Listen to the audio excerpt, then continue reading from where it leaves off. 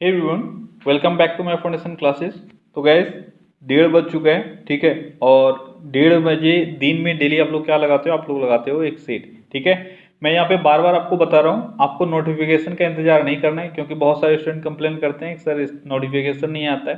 तो नोटिफिकेशन देखो, ये यूट्यूब पे डिपेंड करता है, इसमें मैं कुछ कर नहीं सकता हूँ, ठीक है। बहुत सारे ऐसे वीडियोस हैं जिसका नोटिफिकेशन यूट्यूब की तरफ से नहीं जाता है, और बहुत सारे ऐसे हैं जिसका जाता है।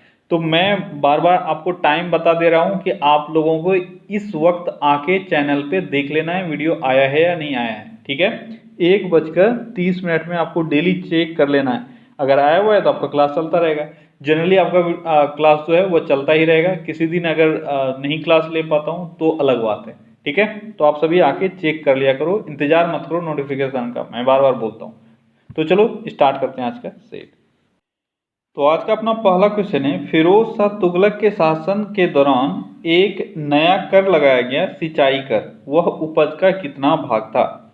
तो फिरोज शाह तुगलक ने एक न्यू कर को इंट्रोड्यूस किया था, और आपको ये बताना है वह कितना था। जल्दी बताओ कितना था। तो ये था 1/10, ठीक है। सिंचाई कर जो लगाया गया वह उपज का 1/10 था।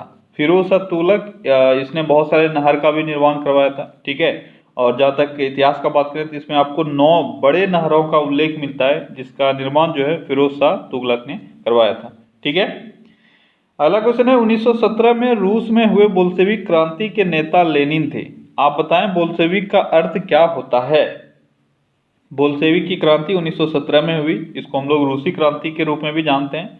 आपको ये बताना है बोल्शेविक का अर्थ क्या होता है। तो बोल्शेविक का अर्थ होता है बहुसंख्यक। क्या होता है? बहुसंख्यक, ठीक है। अगला क्वेश्चन है, विलियम बेंटिक से संबंधित निम्न कथनों पर विचार करें और बताएं कौन सा कथन सही है। विलियम बेंटिक से रिलेटेड कुछ स्टेटमेंट आपको दिया हुआ है, इन पर आपको विचार करना है। पहला क्या है, 1833 में विलियम बेंटिक को भारत का पहला गवर्नर जनरल बनने का सौभाग्य प्राप्त हुआ। दूसरा है 1803 ईस्वी में लॉर्ड बेंटिक्ट मद्रास का गवर्नर था। तीसरा है विलियम बेंटिक्ट के समय ही प्रथम आंग्ल बर्मा युद्ध हुआ। और चौथा है विलियम बेंटिक्ट ने सलीमन की मदद से 1829 में ठगी प्रथा का समाप्त किया। अच्छा, अब आप बताओ इसमें से कौन कौन सा स्टेटमेंट सही है। जल्दी से पढ़ो सारा स्टेटमेंट और बताओ कौन कौन सा स्टेटमेंट सही है। अब यहाँ देखो, क्या पहला स्टेटमेंट सही है? 1833 में विलियम बेंटिक्ट को भारत का पहला गवर्नर जनरल बनने का सौभाग्य प्राप्त हुआ था। बिल्कुल हुआ था, ठीक है। 1833 के चार्टर के तहत तो भारत का पहला जो गवर्नर जनरल है वह विलियम बेंटिक्ट बने थे, ठीक है। अगला पॉइंट क्या है, 1803 ईस्वी में लॉर्ड बेंटिक्ट मद्रास का गवर्नर था। ये भी सही है, 1803 ईस्वी में लॉर्ड बेंटिक्ट मद्रास का गवर्नर था। अगला पॉइंट है, विलियम बेंटिक्ट के समय ही प्रथम आंग्ल बर्मा युद्ध हुआ था। अब ये स्टेटमेंट क्या सही है? प्रथम आंग्ल बर्मा युद्ध इनके टाइम में हुआ था? बिल्कुल नहीं, ये इनके टाइम में नहीं हुआ था। अगर प्रथम आंग्ल बर्मा युद्ध का हम लोग बात करेंगे तो ये हुआ था 1824-26 में, ठीक है। कब हुआ था? 1824-26 में। और इस वक्त आप देख रहे हो 1833 में विलियम बेंटिक्ट गवर्नर जनरल के रूप में आए हुए थे, तो इनका जो कार्यकाल है वो मैच नहीं कर रहे, ठीक है। तो प्रथम आंग्ल बर्मा युद्ध जो हुआ था वो किसके टाइम में हुआ था? वो लॉर्ड एमहर्स्ट के टाइम में हुआ था। किसके टाइम में? लॉर्ड एमहर्स्ट के टाइम में, ठीक है।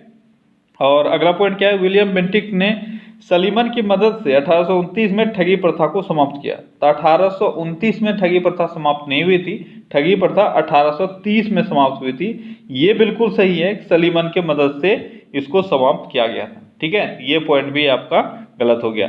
अच्छा, अगर हम लोग बात करेंगे बेंटिक्ट के कार्यकाल का, तो बेंटिक्ट का कार्यकाल कब से कब तक था? तो 1828 से लेकर 1835 तक ये रहे थे, ठीक है। जिसमें से 1833 में इनको बनाया गया था भारत का पहला गवर्नर जनरल। क्लियर है? तो आपका सही आंसर हो जाएगा 1 और 2। अगला क्वेश्चन है, 1857 ईस्वी के महान क्रांति के बारे में यह किसने कहा था कि यह पूर्णतया सिपाही विद्रोह था? 1857 के क्रांति के बारे में किसने कहा था कि यह पूर्णतया सिपाही विद्रोह था? किसके द्वारा कहा गया था? यह कहा गया था सर जॉन लॉरेंस के द्वारा, ठीक है। दो लोगों ने यह कहा था, सर जॉन लॉरेंस और सीले ने। एक और नाम आप याद रखो, ठीक है, सीले, ठीक है। इन दोनों ने यह कहा था कि 1857 का जो ये क्रांति है यह पूरी तरह से सिपाही विद्रोह है। अगला क्वेश्चन है, मुगल कालीन प्रशासन की व्यवस्था में मीर बख्शी का कार्य क्या होता था? मुगल कालीन प्रशासन की व्यवस्था में मीर बख्शी का कार्य क्या होता था? जल्दी बताओ। तो मीर बख्शी का कार्य क्या होता था? मीर बख्शी होता था सैनिक बल का प्रधान। क्या होता था? सैनिक बल का प्रधान होता था। अगला क्वेश्चन है, चैतन्य महाप्रभु का जन्म कहाँ हुआ था? चैतन्य महाप्रभु का जन्म कहाँ हुआ था? तो चैतन्य महाप्रभु का जन्म नदिया बंगाल में हुआ था। नदिया डिस्ट्रिक्ट बंगाल में पड़ता है, ठीक है। और अगर गांव पूछा जाए तो गांव था ये मायापुर। कौन सा गांव था? मायापुर गांव था, जिसमें इनका लगभग 1486 ईस्वी में जन्म हुआ था, ठीक है। और चैतन्य महाप्रभु किस चीज के लिए बहुत ही फेमस थे? तो गोसाई संघ के ये संस्थापक के रूप में जाने जाते हैं और बहुत ही इन्होंने उसका प्रचार किया। अगला क्वेश्चन है, भारत के मेट्रो मैन के रूप में कौन जाने जाते हैं? भारत के मेट्रो मैन के रूप में कौन जाने जाते हैं? तो भारत के मेट्रो मैन के रूप में ई श्रीधरन को जानते हैं हम लोग। इनको ई श्रीधरन को, इंपॉर्टेंट है, याद रखना। अगला क्वेश्चन है, रोहिला राष्ट्रीय उद्यान किस राज्य में स्थित है? रोहिला राष्ट्रीय उद्यान किस राज्य में स्थित है? कहाँ स्थित है ये स्थित है हिमाचल प्रदेश में, ठीक है। अगला क्वेश्चन है, भारत का पिट्सबर्ग किसको कहा जाता है? भारत का पिट्सबर्ग किसको कहा जाता है? तो भारत का पिट्सबर्ग जमशेदपुर को कहा जाता है। अगला क्वेश्चन है, भारत के महान शहीदों से संबंधित निम्न कथनों पर विचार करें और बताएं कौन सा कथन गलत है। अच्छा, 4 स्टेटमेंट दिया हुआ है जो शहीदों से रिलेटेड है, आपको ये बताना है कौन सा स्टेटमेंट इसमें से गलत है। पहला स्टेटमेंट है, भगत सिंह को फांसी 23 मार्च 1931 को हुई थी, ठीक है। कब हुआ था? क्या स्टेटमेंट दिया हुआ है? 23 मार्च 1931 को भगत सिंह को फांसी हुई थी। दूसरा स्टेटमेंट है, खुदीराम बोस को 1908 में किंग्स फोर्ड की गाड़ी पर बम फेंक कर भागने के बाद बेनी रेलवे स्टेशन पर गिरफ्तार किया गया था। दूसरा है, हेमू कलानी को 23 अक्टूबर 1942 की रात में रेल की पटरी हटाते हुए गिरफ्तार किया गया था, जिसके कारण उसको फांसी की सजा दी गई। अगला है आपका, उधम सिंह ने सर माइकल ओडायर को 13 मार्च 1940 ईस्वी में लंदन के वेस्टमिंस्टर हॉल में गोली मारकर हत्या कर दी। अब जल्दी बताओ इसमें से कौन सा स्टेटमेंट गलत है? कौन सा स्टेटमेंट गलत है? देखो, पहला स्टेटमेंट सही है, भगत सिंह को फांसी जो दी गई थी 23 मार्च 1931 को दी गई थी, ठीक है। यहाँ पे एक मिसिंग है, इसको डाल लेना। 1931 में दी गई थी, ये बिल्कुल सही है। दूसरा पॉइंट क्या है, खुदीराम बोस को 1908 में किंग्सफोर्ड की गाड़ी पर बम फेंककर भागने के बाद कहाँ गिरफ्तार किया गया था? बेनी रेलवे स्टेशन में, ठीक है। ये मुजफ्फरपुर का रेलवे स्टेशन था, मुजफ्फरपुर में इन्होंने बम फेंका था, ठीक है। तो ये भी बिल्कुल सही है, ठीक है। अगला है, हेमू कलानी को 23 अक्टूबर 1942 की रात में रेल की पटरी हटाते हुए गिरफ्तार किया गया था, जिसके कारण उनको फांसी की सजा दी गई थी। ये भी पॉइंट सही है। हेमू कलानी जो भारतीय स्वतंत्रता है उसमें इनका एक बहुत बड़ा नाम है, ठीक है। भले ही इनकी उम्र बहुत छोटी थी, लेकिन इन्होंने बहुत काम किया और बहुत ही कम उम्र में देश के लिए ये शहीद हो गए थे, ठीक है। एक्चुअली में ये जो पटरी हटा रहे थे ये लोग स्टूडेंट थे, ठीक है। हेमू कलानी तभी कॉलेज में पढ़ रहे थे और इन लोगों ने पटरी हटाकर जो रेल है उसका प्रचालन उसका बाधित करने का कोशिश किया था, ठीक है। लेकिन गलती से ये लोग पकड़ा गए थे और पकड़ने के बाद जो इनके दोस्त थे वो लोग भाग गए थे, लेकिन ये पकड़ा गए थे। अब जो ब्रिटिश ऑफिसर्स का कहना था कि तुम्हारे साथ कौन है और तुमको किसका सपोर्ट मिला हुआ है उसका नाम बताओ। इन्होंने मरते दम तक उनका नाम नहीं बताया। देखो, इतनी छोटी सी गलती के लिए इनको फांसी की सजा सिर्फ इनको डराने के लिए दिया गया था, ठीक है।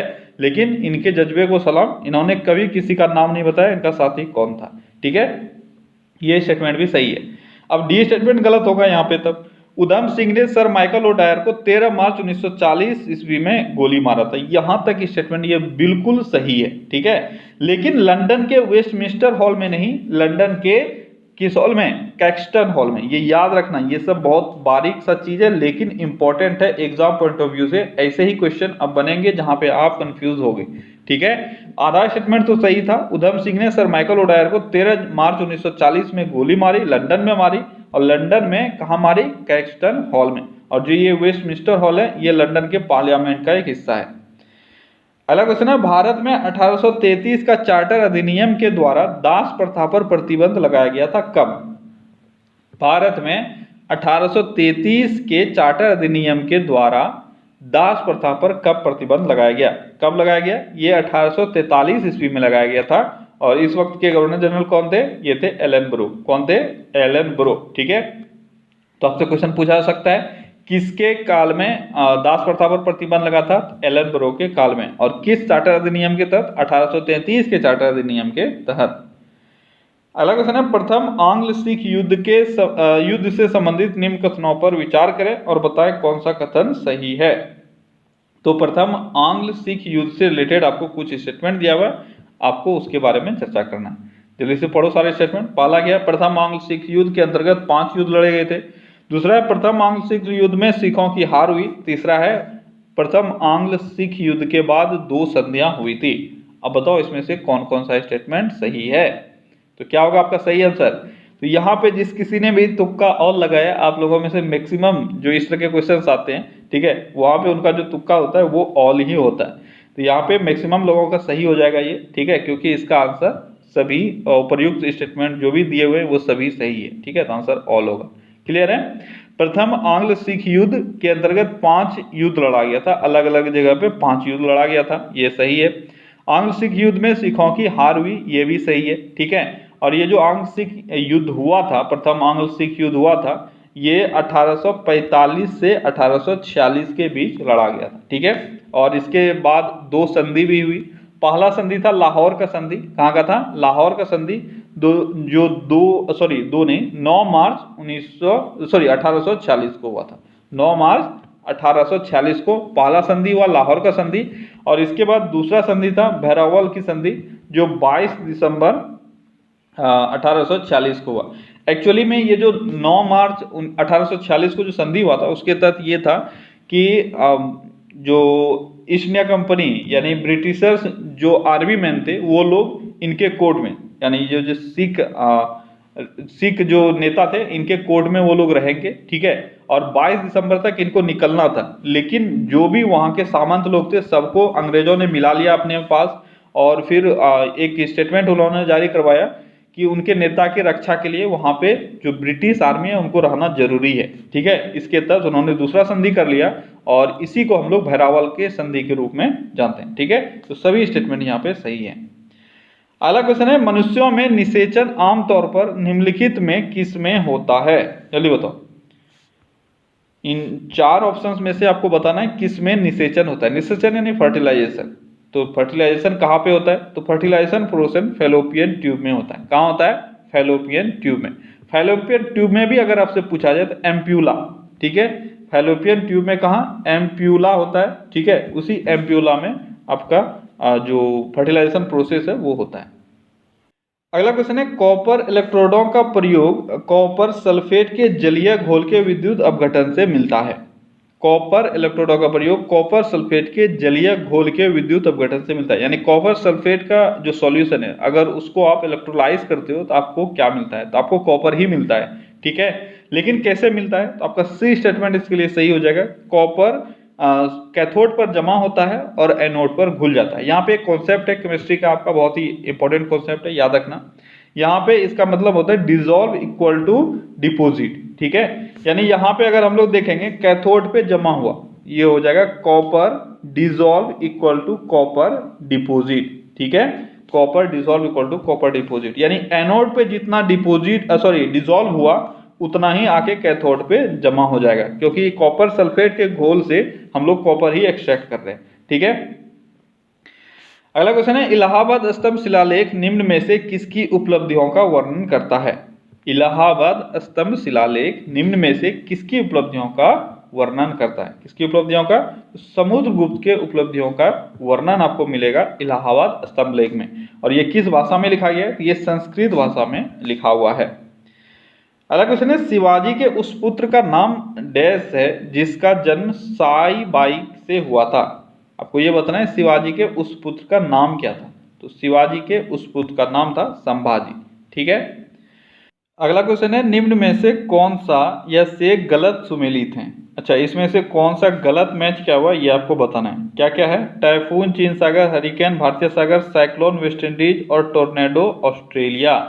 आपको बताना है इसमें कौन सा गलत मैच किया हुआ है। जल्दी बताओ क्या होगा आपका सही आंसर। तो यहाँ से देखो टाइफून चीन सागर में आता है, बिल्कुल सही है। टाइफून जो है वह चीन सागर के आसपास ही आता है। असर जो दिखता है आपको चीन जापान इन सब पे आपको असर दिखता है, ठीक है। हरिकेन भारतीय सागर, ये गलत है। हरिकेन जो है ये भारतीय सागर नहीं, ये आपका जो अमेरिका का कोस्ट वगैरह है वो उधर ज़्यादा प्रभावित करता है, ठीक है। साइक्लोन वेस्ट इंडीज, साइक्लोन हो जाएगा आपका भारतीय सागर, यह साइक्लोन हो जाएगा। और टोर्नेडो ऑस्ट्रेलिया, टोर्नेडो भी जो है वह यूएस के पार्ट्स को ज़्यादा प्रभावित करता है। तो ये आपका तीनों गलत है, सिर्फ पहला स्टेटमेंट सही है। तो आपका सही आंसर क्या हो जाएगा? आपका सही आंसर हो जाएगा डी, यानी बी सी और डी गलत है, ठीक है। अगला क्वेश्चन है खिलजी या खिलजी वंश भारतीय उपमहाद्वीप के बड़े हिस्सों पर डैश के बीच शासन किया। अच्छा, खिलजी वंश ने भारतीय उपमहाद्वीप के बड़े हिस्सों पर कब से कब तक शासन किया? जल्दी बताओ, खिलजी ने कब से कब तक शासन किया था? तो 1290 से लेकर 1320 के बीच में इन्होंने शासन किया था, ठीक है। और खिलजी वंश के संस्थापक कौन है? बहुत ही आसान सा क्वेश्चन है, लेकिन आपसे एग्जाम में पूछा जाता है। ये हैं जलालुद्दीन। कौन है? जलालुद्दीन फिरोज खिलजी, ये हैं खिलजी वंश के संस्थापक। ईयर आपको याद रखना है 1290 से 1320 के बीच में। अगला क्वेश्चन है कांग्रेस का पहला गांव अधिवेशन कहाँ हुआ था? बेहद आसान क्वेश्चन। कांग्रेस का पहला गांव अधिवेशन कहाँ हुआ था? ये हुआ था फैजपुर में, ठीक है। कब हुआ था? 1937 में हुआ था फैजपुर अधिवेशन, ठीक है। और इसकी अध्यक्षता किसने की थी? जवाहरलाल नेहरू ने। क्लियर है? अच्छा, कई बार मैंने बच्चों को देखा कंफ्यूज होते हुए 1937 में, ठीक है। कहीं कहीं आपको 36 भी मिलेगा फैजपुर अधिवेशन का, ठीक है। 36 अगर 37 नहीं मिले 36 आपका सही होगा, क्योंकि ये जो फैजपुर अधिवेशन था इसका जो आयोजन था वह दिसंबर 1936 में आयोजित किया जाना था, ठीक है। और इसी वक्त इसका काम चालू हो गया था, इस कारण से कई बार आपको ये भी मिल सकता है, लेकिन जनरली जो हम लोग पढ़ते हैं वो 1937 पढ़ते हैं। अगला क्वेश्चन है नीचे दिए गए कोडों का प्रयोग करके जोड़े बनाएं। अच्छा, आपको दिया हुआ है एक साइड वन की प्रकृति और दूसरा साइड क्षेत्र दिया हुआ है, आपको यहाँ पे मैच करना है। तो चलो एक तरफ से मैच करो। पहला है उष्णकटिबंधीय सदाहरित और दूसरा है मानसून, तीसरा है संतुलित और चौथा है मैंग्रोव। इसको मैच करो जल्दी से, क्या होगा आपका सही मैच? तो यहाँ से सही मैच आपका क्या होगा? चलो एक तरफ से मैच करते हैं। सबसे पहला है आपका उष्णकटिबंधीय सदाहरित, तो ये कौन से एरिया में आपको मिलेगा? ये आपको शिलोंग एरिया में मिलेगा। मानसूनी जो वन क्षेत्र है वह आपको जनरली कहाँ मिलेगा? तो वह आपको शिवालिक क्षेत्रों में मिलेगा। उसके बाद संतुलित वन क्षेत्र, ये कहाँ मिलेगा? संतुलित वन क्षेत्र ये आपको नीलगिरी में मिलेगा और मैंग्रोव पश्चिम बंगाल में मिलेगा। तो सही ऑप्शन यहाँ पे कौन सा है भाई? सही ऑप्शन है आपका सी, ठीक है। अगला क्वेश्चन है निम्नलिखित में से किसके निर्माण में वृहद रूप से मिश्र धातु का प्रयोग किया जाता है? मिश्र धातु का वृहद रूप से किसके निर्माण में प्रयोग किया जाता है? मिश्र धातु, इसको हम लोग मिक्स्ड धातु भी बोल सकते हैं, मिक्स्ड मेटल, ठीक है। कहाँ पे इसका इस्तेमाल होता है? जल्दी बताओ, कहाँ इस्तेमाल होता है? तो इसका इस्तेमाल सिगरेट लाइटर को बनाने में हम लोग करते हैं, ठीक है। ये जो मिक्स्ड मेटल है जिसको हम लोग मिश्र धातु बोलते हैं, इसको स्पेलिंग एरर मत समझना, ये मिश्र धातु ही कहलाता है, ठीक है। तो मिश्र धातु जो है वह एक तरह का मिक्स्ड मेटल है और ये एक एलॉ है जिसमें जनरली हम लोग यूज क्या करते हैं? हम लोग रेयर अर्थ मेटल का एलॉय बनाते हैं। इसमें 50% सीजियम होता है, 25% लेंथेनम होता है, ठीक है। और जो भी 25% बचे वो एक्स्ट्रा से मटेरियल मिलाया जाता है और सिगरेट लाइटर बनाने में इसका इस्तेमाल किया जाता है।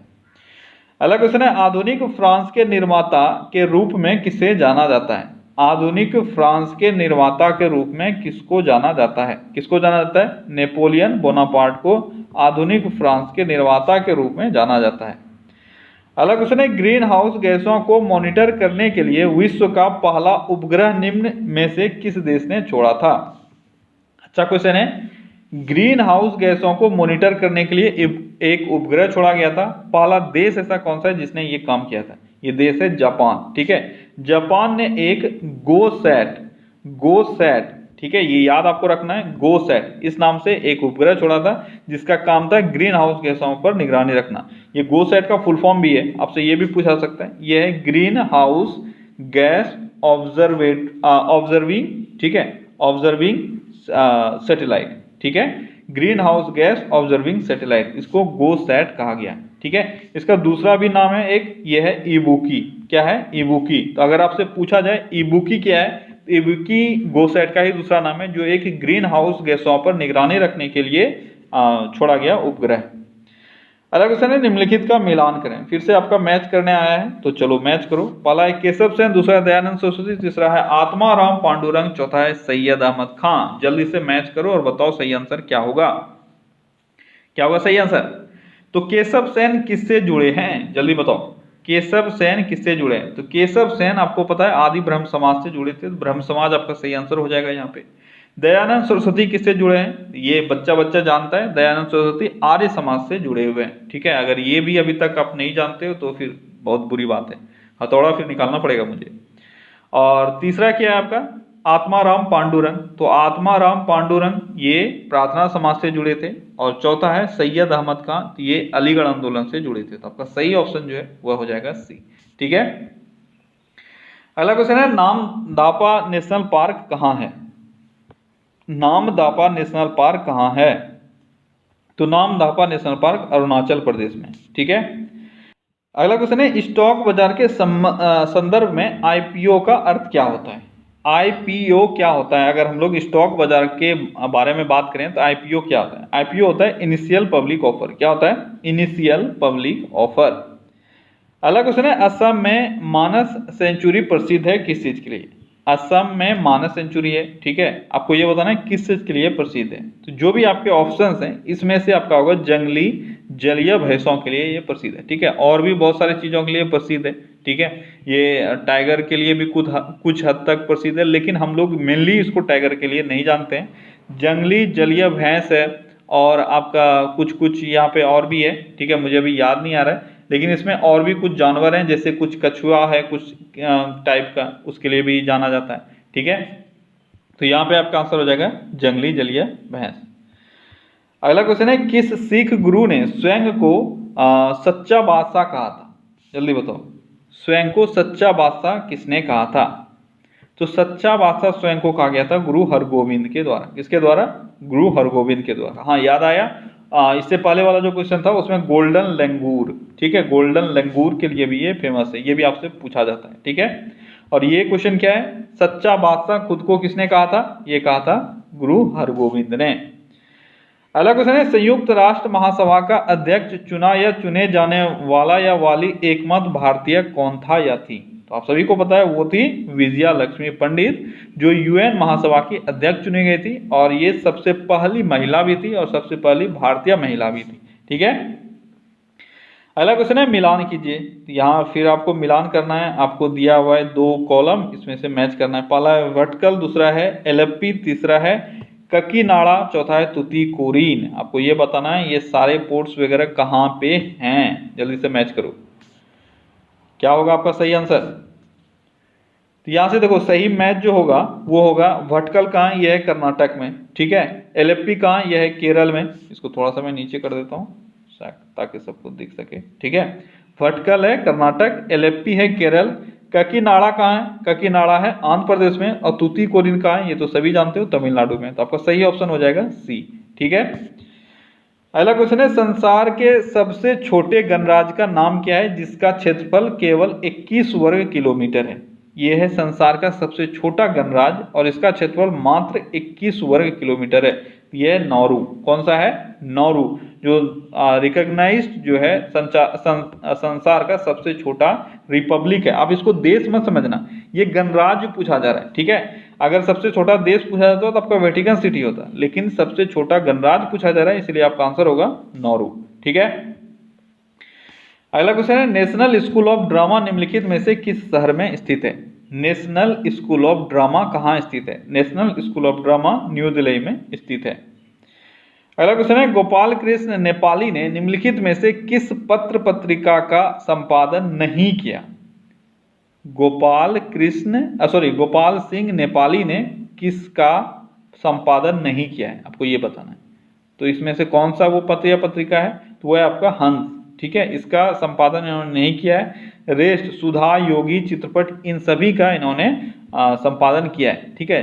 और भी एक है जिसका नाम है रतलम टाइम्स। क्या नाम है? रतलम टाइम्स, ठीक है। इसका भी इन्होंने संपादन किया था। तो आपको याद रखना है गोपाल सिंह नेपाली ने किसका किसका संपादन किया है। सुधा का किया है, योगी का किया है, चित्रपट का किया है और रतलम टाइम्स का किया है, ठीक है। अगला क्वेश्चन है बिस्मिल्लाह खां संबंधित थे किस चीज से? बिस्मिल्लाह खां किस चीज से संबंधित थे? तो बिस्मिल्लाह खां आप सभी जानते हो शहनाई वादन से संबंधित थे। बिस्मिल्लाह खां का जन्म किस राज्य में हुआ है? किसी को पता है? जल्दी से बताओ। बिस्मिल्लाह खां का जन्म किस राज्य में हुआ है? तो बिस्मिल्लाह खां का जन्म बिहार में हुआ है, ठीक है। और बिहार में भी अगर मैं बात करूं कहाँ हुआ है, तो डुमरांव बक्सर का एक जगह है, डुमरांव, ठीक है। डुमरांव बक्सर का एरिया है, वहां पर इनका जन्म हुआ था। और कब हुआ था? 1916 में, ठीक है। और इनका डेथ कहाँ हुआ? इनका डेथ बिहार में नहीं, वाराणसी में हुआ था 2006 में। ये सारी बातें हैं बिस्मिल्लाह खां से जो आपको याद रखनी है। अगला क्वेश्चन है पटना कलम अथवा पटना शैली का अंतिम चित्रकार किसे माना जाता है? पटना कलम या पटना शैली के नाम से इस चित्रकला को हम लोग जानते थे। अब आपको यह बताना है इसका अंतिम चित्रकार किसको माना जाता है? तो ईश्वरी प्रसाद को इसका अंतिम चित्रकार माना जाता है। अगला क्वेश्चन है खाद्य प्रसंस्करण उद्योग मंत्रालय ने देश भर में कितने मेगा फूड पार्क स्वीकृत किए हैं? तो देश भर में लगभग 39 यानी 39 मेगा फूड पार्क को स्वीकृति प्रदान की गई है खाद्य प्रसंस्करण उद्योग मंत्रालय के द्वारा। अगला क्वेश्चन है फरवरी 2020 में जारी Duff and Phelps celebrity brand valuation report में सबसे मूल्यवान सेलिब्रिटी ब्रांड होने का शीर्ष स्थान को किसने बरकरार रखा है? जल्दी बताओ कौन है वो? तो आप सभी को पता होगा वो है विराट कोहली, जो इससे पहले भी Duff and Phelps celebrity brand valuation report में शीर्ष स्थान पे थे और इन्होंने फिर से इस रैंक को जारी रखा है। अगला क्वेश्चन है ई गवर्नेंस 2020 पर राष्ट्रीय सम्मेलन कहाँ आयोजित किया गया? ई गवर्नेंस 2020 पर राष्ट्रीय सम्मेलन कहाँ आयोजित किया गया? कहाँ आयोजित किया गया था? ये आयोजित किया गया था मुंबई में, ठीक है। अगला क्वेश्चन है निम्नलिखित में से किसने देश भर में फरवरी 2020 में एक भारत श्रेष्ठ भारत पर केंद्रित 18 दिवसीय अभियान चलाया है? एक भारत श्रेष्ठ भारत, इस पर 18 दिवसीय अभियान चलाया गया था फरवरी 2020 में। आपको ये बताना है किसने चलाया था, किस ऑर्गेनाइजेशन ने चलाया था? तो ये चलाया गया था सूचना और प्रसारण मंत्रालय के द्वारा। किसके द्वारा? सूचना और प्रसारण मंत्रालय के द्वारा। अगला क्वेश्चन है देश भर में नेशनल डी वार्मिंग डे कब मनाया जाता है? नेशनल डी वार्मिंग डे कब मनाया जाता है? NDD, national D warming day, ठीक है। ये कब मनाया जाता है? ये मनाया जाता है 10 फरवरी को। क्लियर है? अगला क्वेश्चन है निम्न में से किस टीम ने पहली खेलो India ice hockey championship 2020 trophy पुरुष वर्ग जीता है? तो आइस हॉकी चैंपियनशिप जो खेलो इंडिया के तहत आयोजित किया गया था, इसका पहला संस्करण हुआ और इसमें पुरुष वर्ग में किसने ट्रॉफी जीता? तो ये जीता गया था Ladakh scouts regiment centre red team ने, ठीक है। अगला क्वेश्चन है फरवरी 2020 में हुनर हाट का आयोजन कहाँ किया गया? हुनर हाट का आयोजन कहाँ किया गया? हुनर हाट का आयोजन इंदौर में किया गया था, ठीक है। अगला क्वेश्चन है त्रिपुरा का 2 दिवसीय हॉर्नबिल महोत्सव फरवरी 2020 में मनाया गया। त्रिपुरा के मुख्यमंत्री कौन है? जल्दी बताओ त्रिपुरा के अभी वर्तमान मुख्यमंत्री कौन है? कौन है? बिप्लब कुमार देव। कौन है? बिप्लब कुमार देव है त्रिपुरा के मुख्यमंत्री। और ये हॉर्नबिल महोत्सव जो है ये मैंने पहले ही बताया हुआ है, बेसिकली ये नागालैंड का है, लेकिन इस साल से त्रिपुरा में भी इसका आयोजन शुरू हुआ है। अगला क्वेश्चन है फरवरी 2020 में संयुक्त राज्य अमेरिका के लॉस एंजल्स में डॉल्बी थिएटर में आयोजित बेरोनवे एकेडमी पुरस्कार समारोह में सर्वश्रेष्ठ अभिनेत्री का पुरस्कार किसने जीता? तो किसने जीता? ये जीता गया था रेनी जेलवेगर के द्वारा। किसके द्वारा? रेनी जेलवेगर के द्वारा संयुक्त राष्ट्र अमेरिका के लॉस एंजल्स में डॉल्बी थिएटर में आयोजित बेरोनवे एकेडमी पुरस्कार समारोह में सर्वश्रेष्ठ अभिनेत्री का पुरस्कार इन्होंने जीता। अगला क्वेश्चन है बेरोनवे एकेडमी पुरस्कार समारोह में सर्वश्रेष्ठ निर्देशक का पुरस्कार किसने जीता था? तभी आपने अभिनेत्री का देखा, अब आप बताओ निर्देशक का पुरस्कार किसने जीता था? किसने जीता था? ये जीता था बोंग जून हो ने। किसने? बोंग जून हो ने। अगला क्वेश्चन है विश्व दलहन दिवस कब मनाया जाता है? विश्व दलहन दिवस कब मनाया जाता है? तो विश्व दलहन दिवस भी हम लोग 10 फरवरी को मनाते हैं।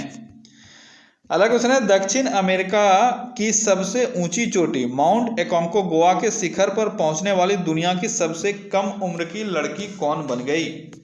माउंट एकोंकागुआ के शिखर पे पहुंचने वाली सबसे कम उम्र की लड़की, जल्दी बताओ। माउंट एकोंकागुआ के शिखर पे पहुंचने वाली सबसे कम उम्र की लड़की कौन बनी? ये बनी है काम्या कार्तिकेयन। ठीक है। अगला क्वेश्चन है, फरवरी 2020 में पूरे भारत में 14वीं शताब्दी के संत रविदास की जयंती कब मनाई गई? रविदास जयंती के रूप में कब मनाया गया? तो 9 फरवरी को रविदास जयंती के रूप में मनाया गया। 14वीं शताब्दी के ये संत थे रविदास। अगला क्वेश्चन है, पहला यरूशलेम मुंबई महोत्सव कहाँ आयोजित किया गया? पहला यरूशलेम मुंबई महोत्सव का आयोजन कहाँ हुआ? कहाँ हुआ था? ये हुआ था मुंबई में। ठीक है। अगला क्वेश्चन है, हर साल विश्व यूनानी दिवस कब मनाया जाता है? बहुत इंपॉर्टेंट है, इसको याद रखना। विश्व यूनानी दिवस हर साल हम लोग 11 फरवरी को मनाते हैं। ठीक है। तो क्या गाइस, तो ये था आज का टॉप 50 क्वेश्चन। ठीक है, चलिए कल फिर से मिलते हैं अगले सेट में। Till then take care, bye bye.